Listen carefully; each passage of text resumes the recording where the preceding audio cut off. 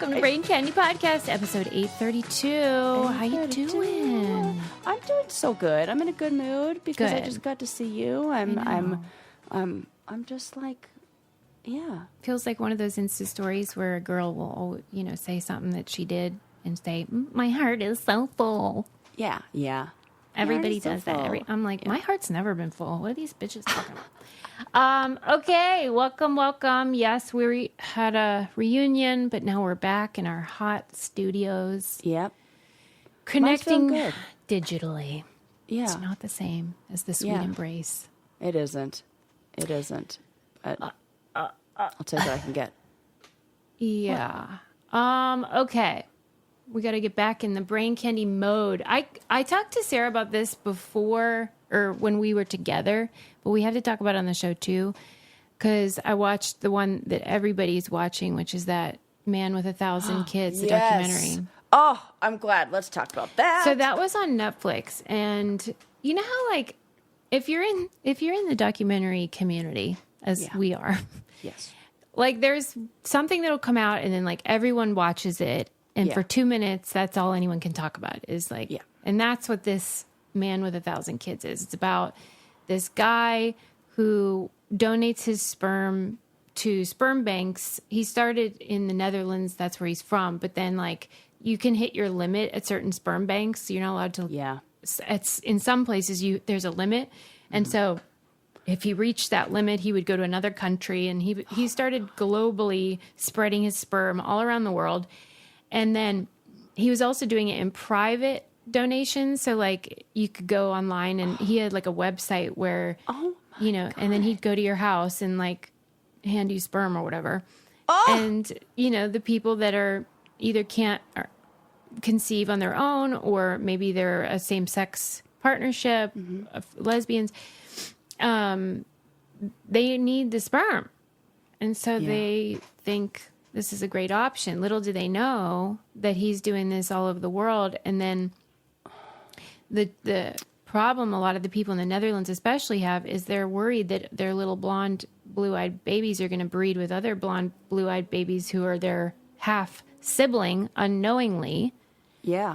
And one thing that I thought was fascinating is they actually have a name for the phenomenon when you're attracted to your sibling. Like if you don't know that they're your sibling, you can be attracted to them because there's familiarity. Like your body or your brain senses this connection, but doesn't realize. Why we pick dogs that look like us. Oh my God, we're such narcissists. Totally. And I forget the official name for it in the medical community, but like the, more commonplace name is called Luke and Leia effect. Oh, because in Star Wars they like are siblings but didn't know it, and then they smooched or whatever. Yeah, that was a weird storyline. Okay, so it was fine. I didn't think it was a good documentary at all. It's just a shocking premise.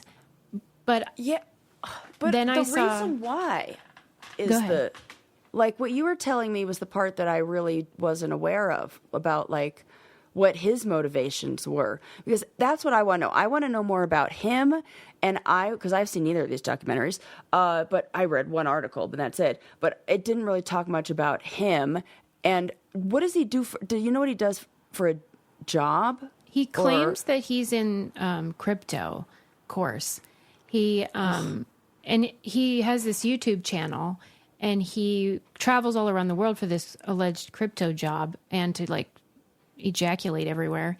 And the videos are all about his philosophy and how to be a person, basically, and from his point of view. But the moms speculate that he's doing those videos so that then his kids will be able to, like, he wants to inculcate his kids with his philosophy and spread this like weird, like blonde cult. And there were a lot of people who felt that all these mothers are racist, and that's why they wanted blonde, blue-eyed babies. Like they felt like, oh, of course he is always the donor that's picked because he's like the Western ideal. Meanwhile, this guy looks like a goober. I don't even know how they could think this guy is the right guy. And I think it's less about if you find somebody who's in a situation where maybe they don't want to go through the normal channels, or they just are desperate. That feeling of Absolutely. wanting to have a baby can be a desperate place, and it's like beggars can't be choosers at a certain point. And I think that if somebody at a time when, I don't know, if Yeah. I were really in need of that and they said, here, I will give this to you, which I'm Absolutely. imagining he's doing for free or for like a low cost to some of them, that That's right. yeah, that they would be like, yes, oh my God, what a miracle, what a blessing. This is exactly what it would be. We couldn't do this without you, kind of thing. I think maybe this guy is interested in some sort of master race type philosophy. I don't think the mothers are. I think that No. because they described how on his website it'll list like hundreds of potential donors you can pick from, but the truth is there was only 2. And so these women didn't even know. What do you mean? So they Like, were like pretending pretend. that. Yeah. So no Okay, matter now which one that you seems picked, criminal. it was Oh going to be my one of God. these 2 guys because they want to Suze. spread their seed around the world and become like, And there are 2 of them doing it? yeah, on Okay. this website. Yeah. Then it does feel like culty, master yeah. race bullshit.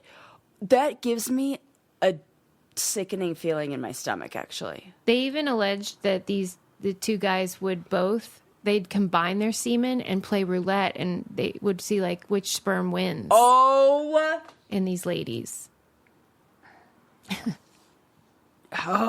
It's so sad because these poor women, they just want a family. They just want to have a baby. And they want to regulate our bodies. Right. And we're the ones who were. There's no woman who's destructively, like, Ovulating. right. Right. Yeah, it's so disturbing. Okay, so, but to me, that documentary felt far more like the equivalent of documentary clickbait. Okay. And then I saw this article about the best documentaries of 2024 so far in the New York Times, and it listed this one on Hulu called Sperm World. And so I watched that one too, and that one is far more nuanced in its storytelling about like the motivations for why anyone would be a sperm donor, because really what's in it for them, Yeah. period. What is it? What is I it? mean, so you're of course going to have these kind of guys that like just have these narcissistic tendencies where they want to create more of themselves. Yeah. But then there's like these guys that are genuinely doing it for like $50 extra. Yeah. You know what I mean? Just because Yeah. to make ends meet. And then next thing you know, they have these kids that maybe 18 years later are going to be like, hey, Dad. You know, it's sort of maybe they're not realizing that this is a really big commitment potentially. Yeah. And like, if you think about it, why would anyone donate sperm? You might be optimistic like Sarah and think, well, like maybe they're really nice and they feel for these ladies. I think that that's possible, but that's a very small percentage of the donors. Yeah. Who had some kind of personal story or connection to, like, Yeah. being And a doctor, so donation or something like that. I would be Why- hesitant to accept, to go that route. I would really want to know the person. Yeah, why would, because it really is, why would somebody? Right. And so these ladies don't have Because I a can lot of options. understand being an egg donor, and I can so understand being a surrogate. And Egg like, donors make a lot of money though. yeah, Too. yes, I mean, there's far more financial benefit Right. to that because yeah, it's more involved. and the vetting process, like the elimination process, is it's much more. Yeah. And then Strict. the Sperm World documentary also looked at like the partners of the donors and how it makes them feel and how what sometimes did they they want to say? get pregnant and they have to like schedule time with their partner because he's too busy jacking off for all these lesbians or whatever. And it's like, that would suck. Did that man, the man with 1,000 kids guy, have a partner? No. Oh, of course not. Yeah, it's himself. It is. He's in love with himself. Yeah. Did they show the other guy? No, they didn't show him. Okay. Yeah, this was just about this one guy. Two of them. That is there any part of that that's fraud that he could be in trouble for with the, or if it's, well, that seems illegal. Different countries have different rules. And so, like, I guess it would just depend on what he's doing and where. And, like, the banks that he was donating at, I think they were a bit complicit because they probably knew that he was donating too much sperm, especially in one location where the kids can meet accidentally. Yeah. But, like, they probably don't have a lot of men wanting to donate. And this guy was so popular because maybe blonde babies in the Netherlands. I mean, most people are blonde there. I can see why you'd want a match to look like you or whatever. I'm just saying, and I feel like they have the population. They have less population than we do here, just to begin with. It's just probably fewer people donating sperm.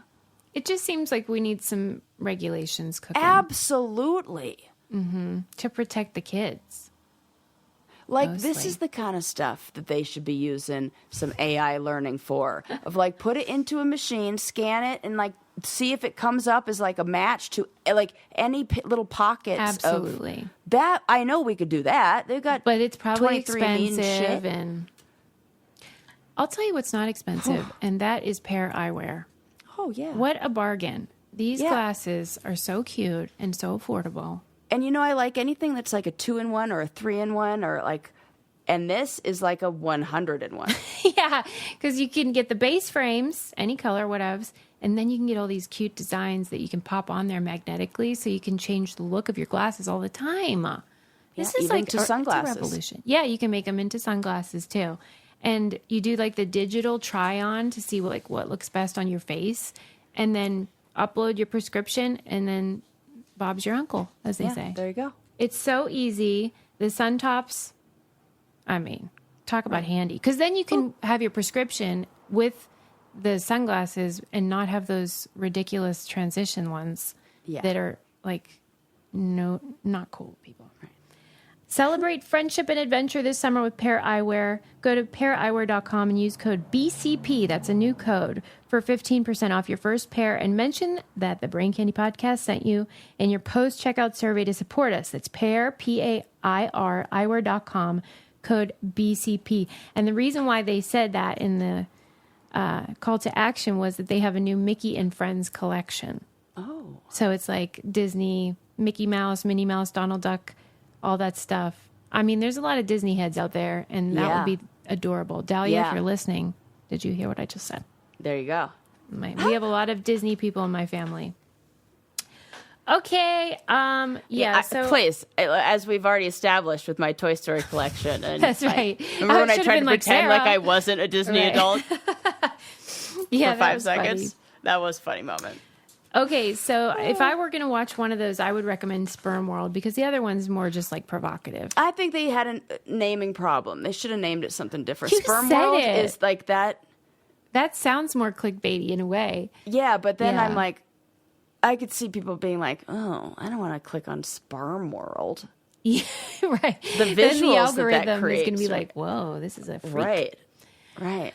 Okay, so did you hear about the people in Boston, these two people that thought it would be funny to start like a campaign to get googly eyes put on the front of a train, like Shining Time Station? This is something I can get behind. Right? This is the grassroots effort we want to see in the world. Yes. So these two people would be like, the one had lived in Canada where at Christmas time, I think either on the buses or the trains, they put like those little reindeer antlers or whatever they are. And they thought it was so cute that they were like, I wish the train and the buses had googly eyes. And then it became like this gag that they just rolled with, which is something we would do. Yeah, absolutely. Please. And so they decided they were going to have like a protest, like make signs and like fight for their right for googly eyes. And so then it kind of got attention online, and it got like the news attention. And so a bunch of people actually showed up for this quote unquote protest. And their signs are so funny. Like they're all like eye puns. Of course. And they're like trying to keep it serious so that it's funnier. I feel like this is what you remember when we talked about birds or drones? Yeah. And that's like they doubled down on it. Yeah, that's like the messed up way to do it. And this is like how I want this to be done. Yeah, right. Good point. You know, like Not this one as seems destructive like and fun. scary and weird. Yeah, and that thing, but it's the same, like kind of like, I don't know, like a prank, but not really, but just a fun. Yeah. I mean, they call it a prank, but it's just like this, just adorable little campaign, and then it worked. So Boston Metro added some googly eyes, big old. It looks like Shining Time Station. I'm going to need to see this right this second. And googly not eyes on all trains. of them, but on, I guess, as many as they could, like a handful of them. And you know what? I know it started as a prank, and the Metro probably did it just to be funny back and get some press. But I think this is actually a really good idea because number one... Oh my God, they're so cute at Shining Time Station. Okay, keep going. I interrupted you with my I just think excitement. It's a really good idea because... Number one, we all need a little bit of levity. Like, you can't really have a bad day if a bus pulls up with googly eyes. Like, that is a day maker. And then also, I think that it would probably encourage people to use public transport, which is great for the environment and like a great thing to encourage. And I encourage googly eyes on all things. Yeah, right. Googly and you want to get kids excited about it, like, introduce them to public transportation. And I bet, I would be interested to see what the crime rates on, and like, if there was any effect that this had on people's behavior in and around the train. It would be hard. Maybe it brings out the best in people. I would think so. It would be hard to, like, I don't know, mug somebody if I just saw a pair of googly eyes on a train, right? Yeah. And maybe in addition to being whimsical, maybe it would make you think, like, somebody's watching me. I better behave. Yeah. Ooh, maybe. Yeah. You never know. Because I think if you put, like, little googly eyes and stickers and stuff like that on, like, fruits and vegetables, kids get excited about them and they eat them. Yeah. So more googly eyes, we say. Absolutely. Oh, my God. So cute. I love, like, I on one hand, I'm like, stop wasting your time. And on the other hand, I'm like, no, this is valuable for society. Yeah, for society, for connection. Like, these kind of things actually are important. Yeah. You know? This is play.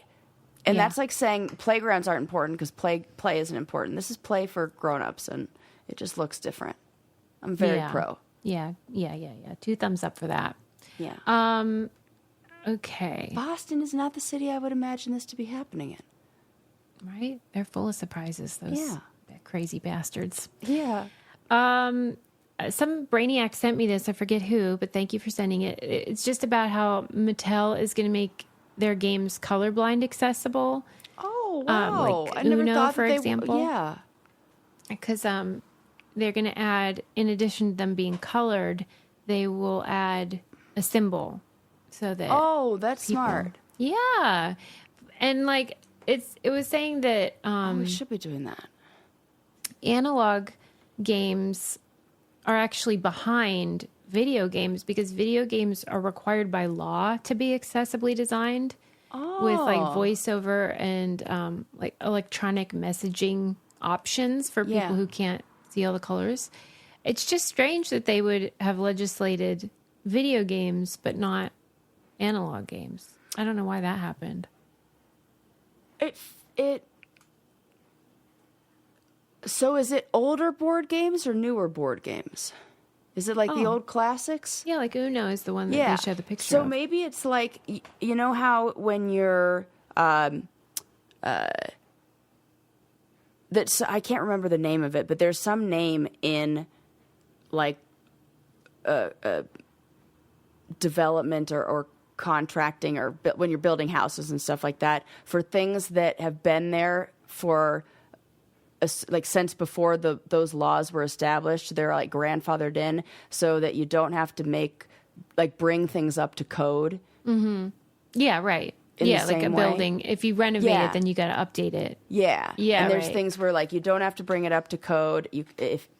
you could just leave it if it's, so maybe it's like that. The games that were there before a certain time, they just don't have to bring up to code. And the one, it's nice if they did, but I like that. I was real happy when the NFL did that, where they made an effort to make the jerseys, like the teams that played against each other, not look like the same team if somebody colorblind was watching. Mm-hmm. They did that not that long ago, and I like when they do things like that. I just found out that because we were watching Wimbledon, and I read that the tennis balls used to be white and black, and then when they started televising it, it was really hard to see that ball, and so David Attenborough, of all people, suggested green.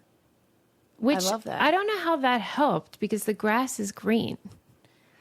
I think it had something to do with his ability, like what he saw animals flashing in the wild, and was like, "This is what maybe who knows?" But I had heard that. I'm glad you told that story because I had just all I knew is that there was some connection between David Attenborough and the color of a tennis ball, but I had no freaking clue what it was. Yeah, so he's a real I'm excited Renaissance that you knew that. Tennis and nature. He's always on my list if I could have dinner with anybody. Yeah, he's who I would pick. He'd probably be like, "Get me out of here." This girl talks about he animals would. He'd too be like, much. "Oh, for fuck's sake!" No. I'd be like, "Do you want to know another fact?" And I would tell him. Right. Shut up. He'd be annoyed with me. Do you know how there's that? Oh wait, I should probably do my job. I'll tell you another thing David Attenborough probably would love, and that's wild grain bread. He probably would. We all love I just got my box yesterday. Oh yeah, I saw you unboxing it. It was so good. Mm-hmm. I'm gonna make some hamburgers with my nice brioche buns. Yeah, they're and so good. Got those cookies that you've been talking about so much. My gosh, you excited? Yep. How am I gonna not eat the whole thing? They have bread, pasta, pastries, cookies. I mean, and this stuff, it comes frozen, and then you bake it right when you want it. It doesn't take long at all. And then it's super fresh and unbelievably delicious, and it's easy on your tummy. I don't know how they did that. Yeah, I do. They didn't put all the crap in there. Right. They used quality ingredients. Right.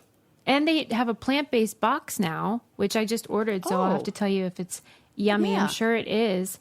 Plant-based pastries, breads, hand-cut pastas. For a limited time, you get $30 off your first box, plus free croissants in every box when you go to wildgrain.com/braincandy to start your subscription. You heard me, free croissants in every box, $30 off your first box when you go to wildgrain.com/braincandy. That's wildgrain.com/braincandy, or you can use promo code braincandy at checkout. Oh, I love those croissants so much. So good. Maybe I'll have one today. Nice. Treat right yourself. now, right after this. Yum. Something to look forward to. Because we started early, so it's good like breakfast. Yeah, where it's like brunchy. Yeah. Oh, yeah. So do you know the whole story about how Coke used to be made with cocaine? You know, like that's the whole like mythology. Is that I didn't Coca-Cola. know that they actually did that. Well, that's what I mean, I just heard the rumor. And right. I assumed, I have heard the rumor. Things were wild back then, you know? Yeah. I don't even know what year it is, but I know things used to be wild. And, okay, so I finally read, like, the actual story. Oh, okay. Okay, so Coke was created by this dude, and he had been injured fighting for the Confederacy and became addicted to the morphine that they prescribed for pain relief in the war. And he was living in Atlanta after the war, and he tried a new wonder drug called cocaine and found that it cured his morphine problem. He kicked that darn morphine habit. I mean, tip of the hat. Sure, he's hooked on cocaine now, but let's give credit where credit's due. So, like, at the time, cocaine was just seen as like this. It's probably like Ozempic now. Oh my God. That's like, wild it's a miracle to think that at one point in time, cocaine was like medicinal like that. Well, I can see how. Yeah. I mean, I've never done cocaine, but if I were going to do a drug, I'd go for that because it sounds great. Awful. Why? Terrible. Tell me There's why. There's nothing I have energy. Yes, I have done confidence. that before, and it is not. I would never do that again ever. But it is like the worst feeling. Like you just want to crawl out of your skin. Like No, but I'm not the one to talk to because I say that about like all drugs. I'm like, mushrooms, terrible. Don't do that. Horrible experience. Like, what? Yeah. I'm just not a good. You're high on life. You don't need all that. Yeah. So I can't. That's that. And I didn't want to be on my fucking painkillers that the doctor gave me. I got scared of and went off those. So yeah, you're probably not the right person. I'm not the right person to talk to. But it's like. So he gets hooked on cocaine. Revved up. And. Okay, once it... Wait, what does this say? Hold on, I gotta read my note. You wouldn't want black. Oh, okay, so then cocaine was put in Coca-Cola, because he was, like, making this great thing, and people loved it. But like, how much? Like, what was... that's what I'm curious of, was like... I don't think it was much. Was it like, you drink a bottle of 5-hour Coca-Cola, energy. And it was like, you just did a line of cocaine? No, I think it was like probably less. A smidge. Just a smidge. Yeah, just took your day to like a new level. Yeah, to 11. Microdosing cocaine. Yeah, I think so. But people were really into it because it was like obviously a lot of energy. Really put some pep in their step. Pepsi, as it were, / Coke. Okay, so I never thought about that. Pep in your step, Pepsi, like. Yeah, they're sending messages, right? Of course. That's okay. So then everybody in the nation is just like hooked on cocaine. And, but it was mostly sold at these, like shops where there's a counter. Like, what do they call those? Ice cream shops. Soda like shops, a malt basically. Shop, a soda yeah. shop, yeah. Fountain. Well, mostly who was in there is white people, like respectable like hoity-toity white people. Yeah. But then like they were able to distribute Coca-Cola nationwide and more people were able to have it, and then people of color could access it, then they were like, oh fuck no, we're not letting black people have this special wonder drug. What? Seriously. And that's why they took cocaine out. Stop it. Yeah. That is fucked. It's as fucked long up, as but white it's like people good, were doing but it. Like that's like when white people were doing it, it was seen as just like, oh, it's an energy drink. And then once black people got it, they were like scared. Like drinking Coca-Cola while black. Yes. And that's how it got removed from Coca-Cola. Oh my God. Isn't you know that what? Wild? I can't remember what show it was on. Where the dad, everything, it's Blackish, where I think it's the grandfather, like everything goes back to, like the answer for everything is racism. Like, well, that's because of racism. It legitimately is the answer. It's racism. And yeah. Oh. Yeah, they claimed that black That's use gross. Of cocaine was called a, quote, Negro cocaine menace, and they claimed that the drug caused black men to commit crimes, most notably raping white women. Oh my God, that's sickening. Mm-hmm. But, I mean, a lot of people kicked their cocaine habits, so maybe that was like the silver lining of that racist moment in history. Yeah, that's... Isn't that wild? Another thing we can thank black people for probably black women for somehow been involved with the stopping of the mass addiction across the nation. Mm-hmm. Okay, this next story, this was in the New York Times, and it was really interesting to me. I love when something can represent something bigger. So it's like this example to illustrate this bigger point. Some guy was thinking about how back in the early days of the internet, even like 10, 15 years ago, there was an innocence that the internet was a little just more fun and weird and just sort of like playful. Yeah. And that is no longer how it feels in the sludge Polarized. of it. And so he was just sort of like feeling nostalgic and wanted to create something silly online. And so he created this website. It's 1millioncheckboxes.com. And it's just this simple online game that just tells visitors to click or unclick a checkbox. So if you click it, the check mark comes.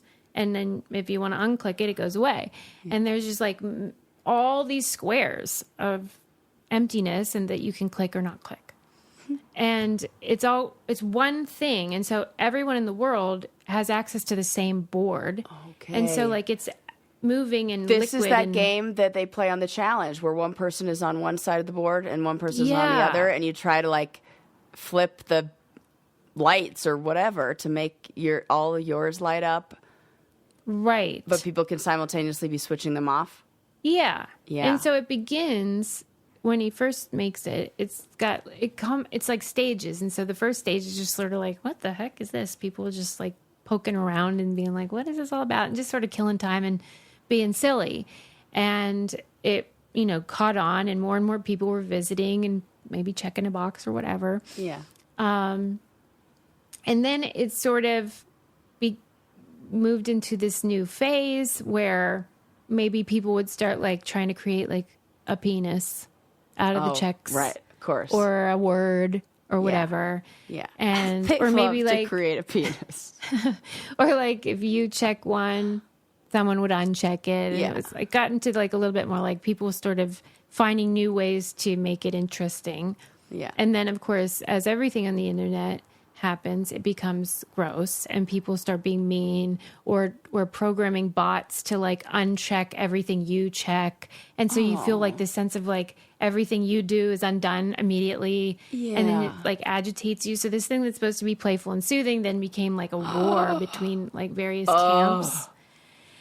And like this guy that made it, he's like, I wasn't trying to make some like big statement on internet or humanity or whatever. I was just trying to go back in time and make the internet a little more fun.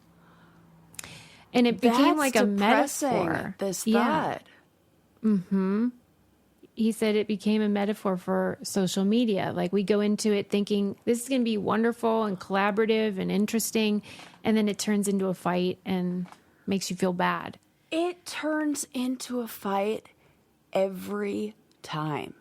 It doesn't matter what you put up and what you post. It's just like awful. Mm-hmm.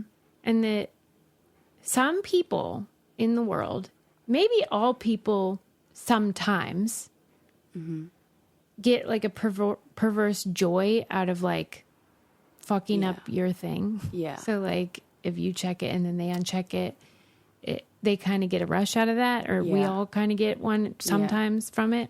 Yeah. And so it really just is, showing human behavior. Nature. Yeah. Mm-hmm. Human behavior. This is. Yeah. And it's like sad that it has to go there and that we can't.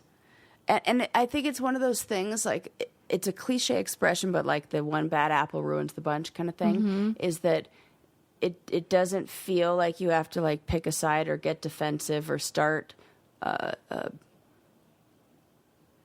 don't know, playing unfair, whatever, until somebody comes in and somebody starts that, and then it's like a spark in a dry forest and it just starts spreading like wildfire. And so it makes sense that when we become fearful, and the more we move towards fear, alert, alarm, and terror, the more we move away from our prefrontal cortex and those executive functioning parts of our brain that tell us how to be nice to each other. And so I feel like we are living in such a state of fear as people with so many things. And it's like like death by 1,000 paper cuts on social media and things like this. Like, and I'm getting scammed here, and the telemarketer's calling me over here. It's like everybody's trying to scam you, and it just makes you like on edge. It doesn't surprise me that people are quick, that these things that are meant to be kind or nice or fun turn that way quickly with people rooted in fear. Yeah, it's existential. Yeah. And they are saying the next phase of it is probably this question of that every platform has to deal with, and that's how do we moderate and what do we moderate, if anything at all? Because if people are going to write racial slurs with the check marks? Do you block that? How do you intervene, or do you intervene? This is what you see on like Twitter and Facebook and Instagram. Like, what are we going to allow or not? Right. But it's interesting when something so seemingly so frivolous can be this metaphor for the human condition. So, but if you're in the mood to check some boxes, 1millioncheckboxes.com is where you can find it. And I'll tell you where you can find Oak Essentials. That's all over my body. Yeah. That's where you can find it. Absolutely. This lotion, moisture-rich balm, body oil, please. We're going to be coming up on almost a year of me having that body that I still have. It's such good quality. There is a difference. Little goes a long way. Mm-hmm. I mean, I remember I worked in the beauty industry for a long time, and I remember these like high-end companies who would say that, be like, it is more concentrated, you need to use less. And I was like, okay, blah, blah, blah. But then when I stopped getting that stuff for free and started buying it on my own, I went through this phase where I was buying cheaper product. And I'm like, why am I buying 10 bottles of lotion in like... Yeah, right. Versus when I bought one before. And we're all about less waste over here. And then I got to go through 10 plastic bottles too? Right. I love my Oak Essentials stuff. It's so nice. Love. It does Luxury. feel like like self-care, and it feels it's like a treat. Yes. And it does say, like, for daytime use, a little bit goes a long way. If you want at night, you can add more of the moisture-rich balm so that, like, while you're sleeping, you're locking in all that moisture too. Yes. That's what they recommend. Ooh, so it's great. All their products are beautiful, smell great, feel great. Have some of them have like organic products in there. It's like the good stuff. Say hello to clean, spa quality skincare essentials that deliver a moisture-rich glow. Our followers will get 15% off their first order when they use code BRAINCANDY at checkout. That's 15% off plus a gift with your first order at OAKESSENTIALS.com. Promo code BRAINCANDY. Go ahead, treat yourself, simplify your self-care this summer with Oak Essentials. Yes. Yeah. And they got good free gifts with that too. Goodies, plenty. Okay. I watched, where was it? I think it was Prime Video. There was a documentary about Columbine. You know how I get kind of fixated on Columbine a little bit because it was tragic. I remember it. As you know, I visited in the hospital, the victims and all that. So I do find the situation so fascinating. And you know how one of the killer's moms had that TED Talk that went viral, and she had a book. Her name is Sue Klebold. And there's that other Columbine book that I recommended on this podcast once, where you find out that much of what we heard about the whole thing was not accurate. And so like once we got the police reports and everybody combed through it, you realize like so much of what was said on the 24-hour news things about a lot of it, the bullying, the trench coat mafia, the supposed Christian that said, yes, I'm a Christian, and then she died. All of that stuff was like inaccurate. And ultimately people sort of concluded that the one killer was a sociopath, had like a personality disorder, and that the other one was kind of influenced by him. And then when they got together, it was just like this toxic combination. But what I liked about the documentary that I watched was that Sue Klebold really wants to focus on the fact that often people that are homicidal, as they were, are suicidal, and very rarely are suicidal people homicidal. But like she wants you to focus on the fact that her son was suicidal. It wasn't so much about he went to school to die, is what she says. And yes, all these people perished because of their toxic, disgusting, violent acts. But that if you can keep that in mind as a parent, then that could help prevent. She gets so much grief online though, because you cannot win. Some people are mad at the other parents, Harris parents, because they don't talk and they don't do anything in the media and they want them to be more vocal. And then some people are mad at Sue Klebold because they're like, think she's trying to get attention or not doing enough or whatever. She gave all of her books proceeds, $450,000, to a suicide prevention charity. Oh my gosh. Like to me, it's sort of like, what do you want her to do? What do you want her to do? And she's people want to be mad at somebody though. And I understand if my kid Yes. was the victim, I would feel the same way. Yeah. But I don't know. I think you can be mad and hold empathy for somebody. Or like, Yeah.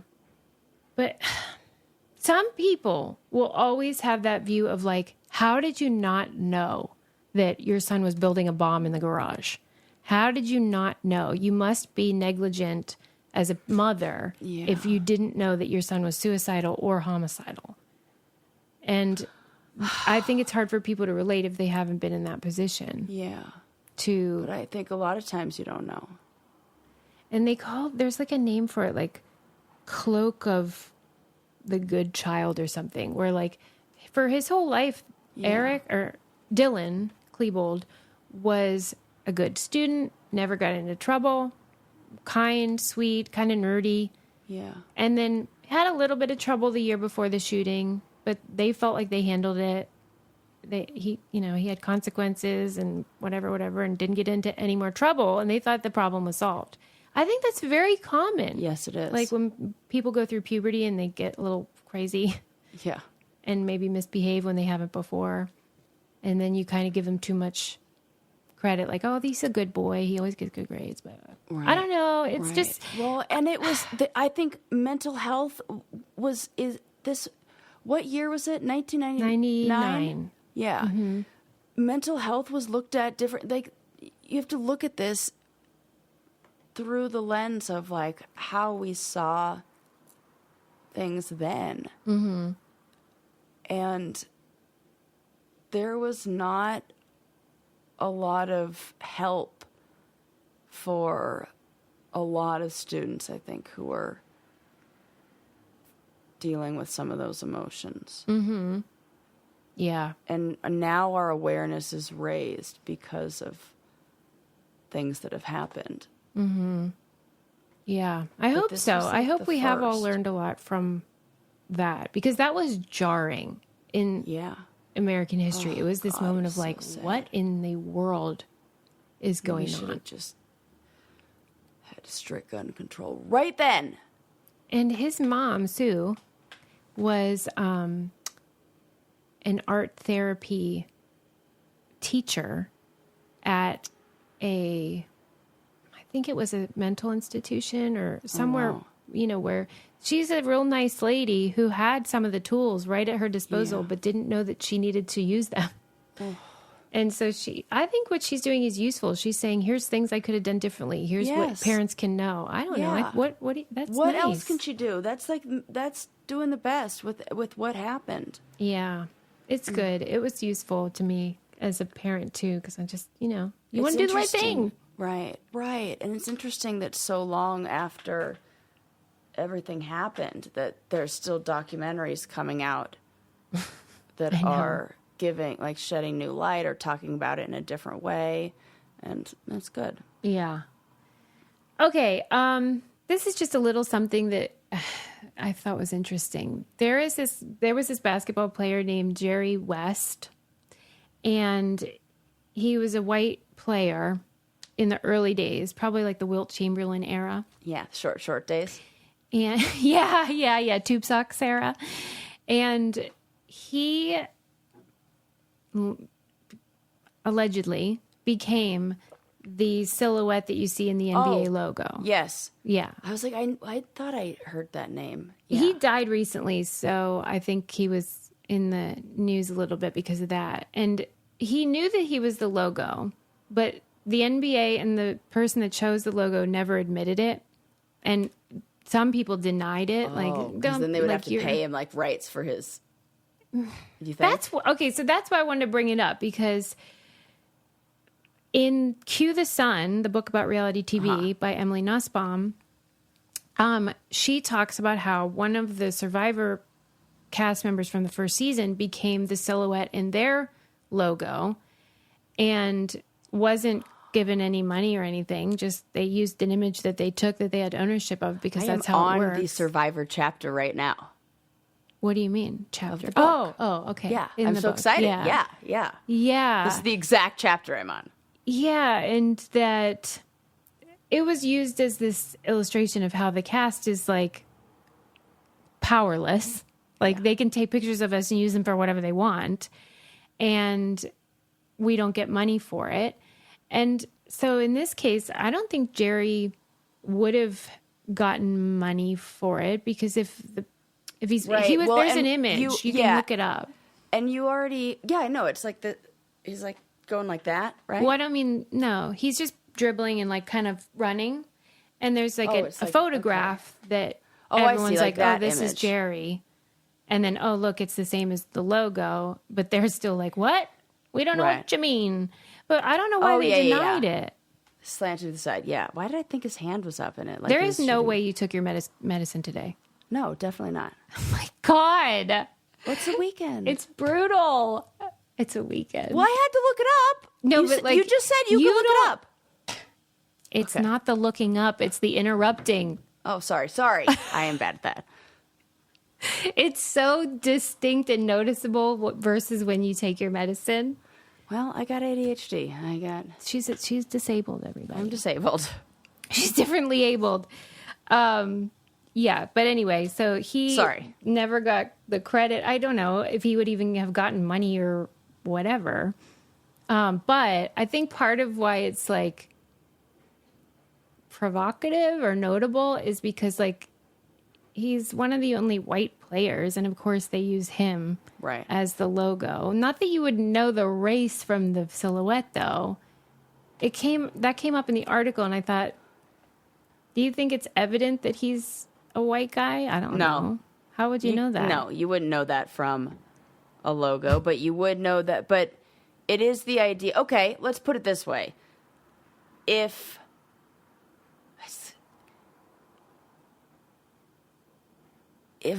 No, that doesn't really work. I was going to say if they used like Johnny Bananas as the outline for the challenge. Mm-hmm.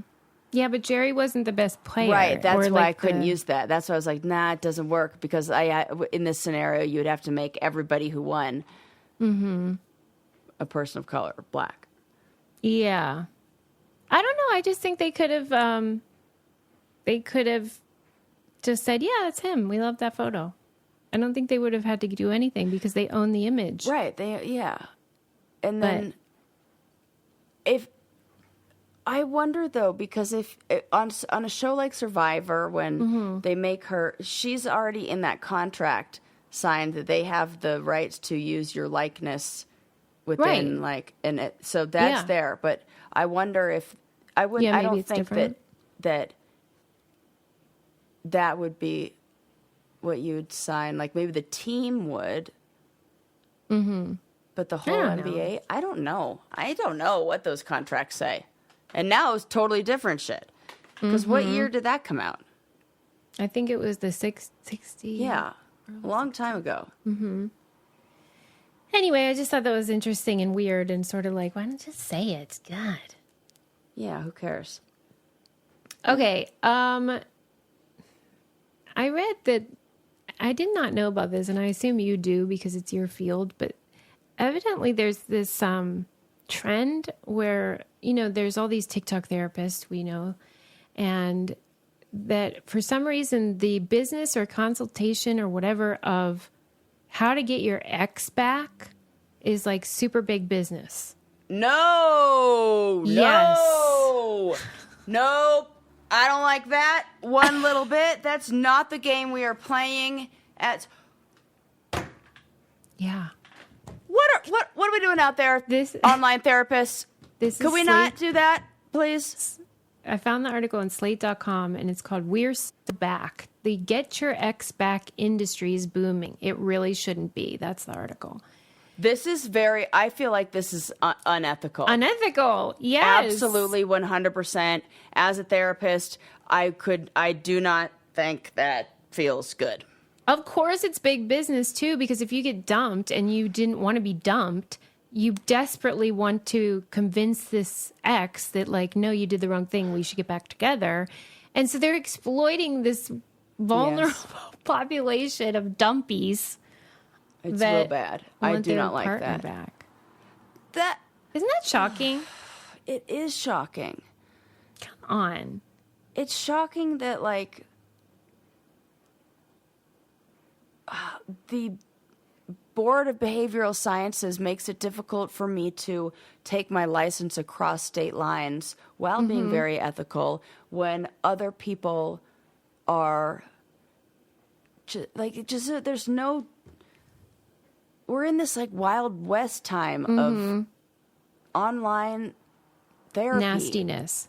Yeah, and I don't like it. It says these coaches offer their clients a proprietary set of psychological and rhetorical strategies they claim will cause a former lover to return to the grasp of their dumped partner, restoring the relationship. Okay, are these therapists or coaches?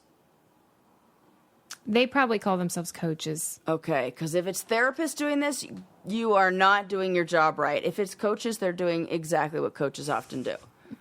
And it's very lucrative. They make multiple six figures from these strategies. Yeah. Mm-hmm. It's very disturbing. It is. And the videos go viral. Approach that in such a different way. You should make a video telling why it's gross. We shouldn't do that. Don't do that. Yeah, and also you can't even trust yourself in those moments because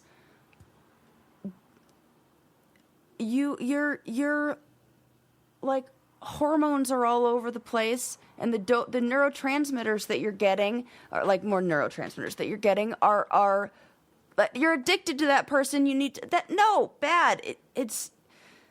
I know that there are exceptions, but I think it's very unusual for a couple who has broken up to get back together and then have a successful relationship.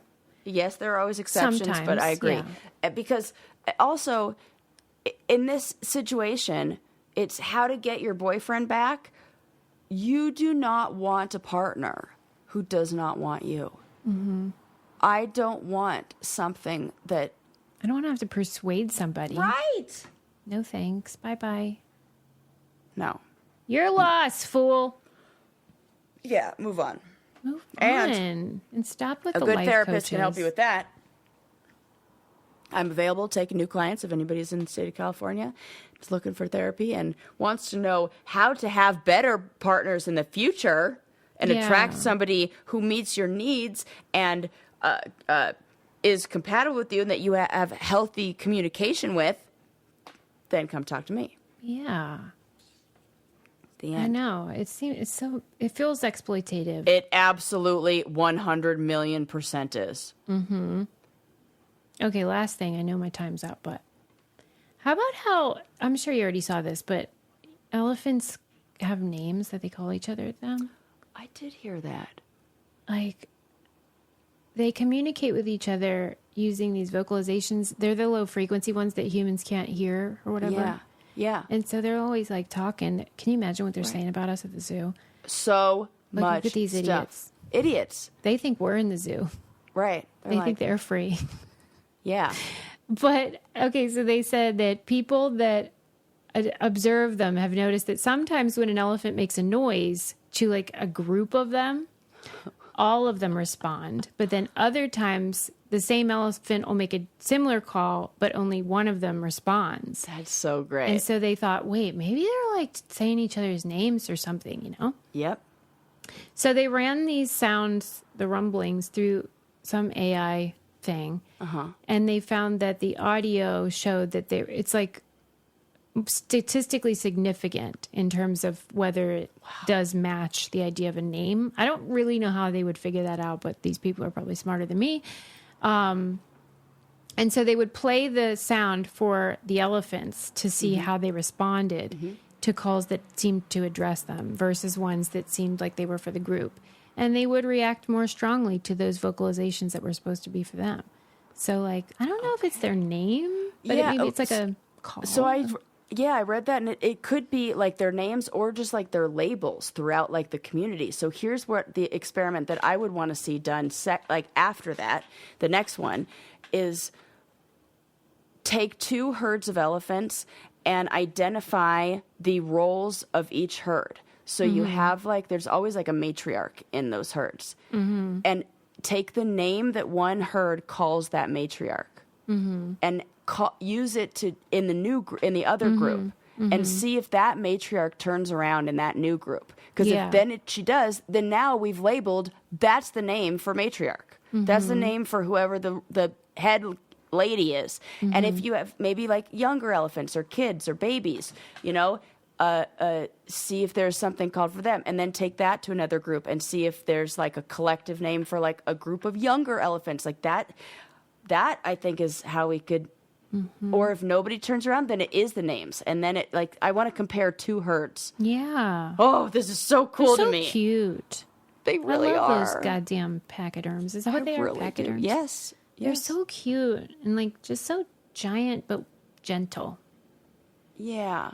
Usually. That's why they're wise. Like, don't you feel like a lot of the animals that are really intelligent are fairly gentle? Like elephants are gentle. Right. So we're probably dumb. We're like the psychos of the animal kingdom. Yeah. We're probably dumb, did you say? Yeah. Yeah, you're right. They're smart. We're ding-dongs. Right. Just ask the uncheckers and the people making penises out of check we're marks. Destroying ourselves. Like, yeah. And they're like trying to live in harmony, and they're eating and foraging creates like the rivers and the all the vegetation and the paths for other animals. It's like they're part of the ecosystem, and we're just fucking it all up. Who's the smart one? Yeah. Right. I don't see them littering. Right. Mm-hmm. It's all like perfect cycle. They recycle everything. Yep. See? No We're waste. losers. Yeah. Well, Sperm World. Oh my Bad gosh. name. Good doc. Wow. Googly eyes. 2 thumbs up. Way up. On everything. I want googly eyes on all things. The word googly is great. It is so good. Like that is one of the items that was best. Like the name matches what it is better than tell me. That's it. Well, and we only use the word googly about eyes. I don't know why. And it's like inside the word googly are like 2 O's that you can make eyeballs. It's the perfect word for that. Show me a word that better identifies or labels the item that it actually represents the item that it actually is. Right. What's the best word and why is it googly? It's totally googly. Mm-hmm. Googly. Yeah. Mattel's making colorblind games. We say we love it. Yes. They took cocaine out of Coke. Good. Bad reason. For racist reasons. Yeah. Bad. No, it was bad. Anyway, logos, Columbine, life Good coaches. episode. We learned so much today. We learned a lot, but mostly we just learned once again that we love you. Oh, Thank I thought you were for going to say once us. again that Sarah should take her ADHD meds. Oh, that is true. It's remarkable. I wonder, whenever you guys get tested for that, is there any way to measure severity? Because I think you're off the charts. if it helps, I'm still. So I just started back on my meds, and they made me taper up. So I started the lowest dose. What's the milligrams? Do you know? 5 milligrams. That's it. Yeah, and then next week it's 10, and then next week it's 15, and then I'm at 20, which is my standard dose. Oh, it is? Yeah. That sounds low to me. I get by great with 20 at about 8 a.m., but we started early, so that's why I forgot. 20, and then at noon, 10, and that is the perfect combo for me. I've been on that for many years. Wow, magic recipe. The magic recipe, yeah, if it ain't broke, don't fix it. But all right, friends, thanks for listening. Thanks for using our codes. We love you. Yeah. Bye.